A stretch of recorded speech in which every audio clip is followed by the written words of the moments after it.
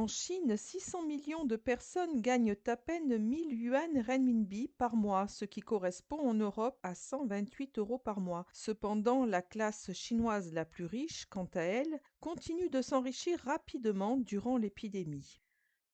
Le magazine Forbes a publié son classement des plus grandes richesses mondiales pour 2021. On peut ainsi apprendre que Pékin est la ville qui compte le plus grand nombre de personnes fortunées.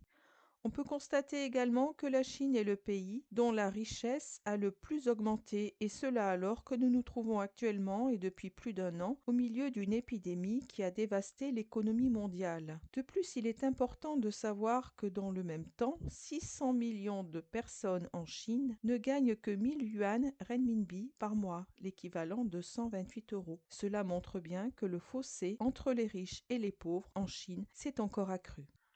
Au total, 2755 personnes ont été nommées sur la liste du magazine Forbes, soit une augmentation de 660 personnes par rapport à l'année dernière. Les Chinois ont représenté 40% des riches nouvellement sélectionnés, ce qui amène à un total de 626 personnes d'origine chinoise concernées par cette liste. Plus de 10% des nouveaux entrants sont issus du secteur de la santé et beaucoup proviennent des secteurs de la fabrication et de la technologie. La nouvelle liste comprend 33 nouveaux milliardaires chinois vivant à Pékin, ce qui porte le total à 100, dépassant ainsi les 99 milliardaires de New York, ce qui en fait ainsi la ville possédant le nombre le plus important de personnes riches dans le monde. En outre, les 10 premières villes du monde comptant le plus grand nombre de personnes riches sont Pékin, New York, Hong Kong, Moscou, Shenzhen, Shanghai, Londres, Mumbai, San Francisco et Hangzhou. On peut donc constater que 5 de ces villes sont des villes chinoises. Cependant, New York reste le numéro 1 mondial en termes de richesse totale, car les personnes les plus riches de cette ville cumulent 80 millions de dollars.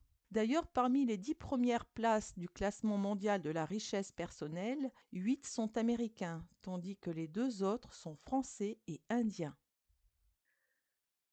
Concernant la situation financière, de façon générale, le Premier ministre chinois Li Keqiang a révélé en mai dernier que 600 millions de personnes en Chine ne gagnent que 1000 yuan renminbi par mois, l'équivalent de 128 euros par mois, ce qui, dit-il, ne suffit même pas à louer un appartement dans les grandes villes.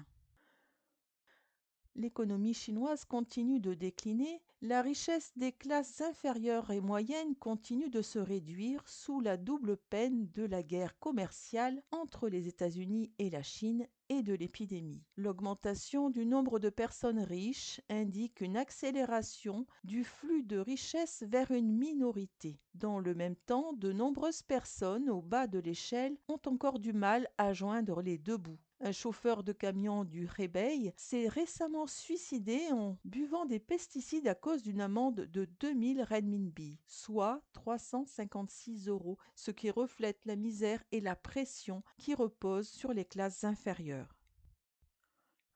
L'année dernière, des spécialistes du secteur économique et financier ont analysé des données de la China Merchants Bank. Ils ont affirmé que 2% de la population chinoise détient 80% de la richesse, ce qui inclut un grand nombre de riches invisibles, tels que des responsables du Parti communiste chinois au niveau provincial et ministériel, ainsi que des députés du Congrès national du peuple. Selon l'économiste chinois Qin Weiping, basé aux États-Unis, les manias chinois qui se tiennent sur le devant de la scène sont en fait les gants blancs des puissants et des riches. Si l'on ajoute les riches invisibles, le nombre de manias chinois pourrait dépasser de loin celui des manias américains.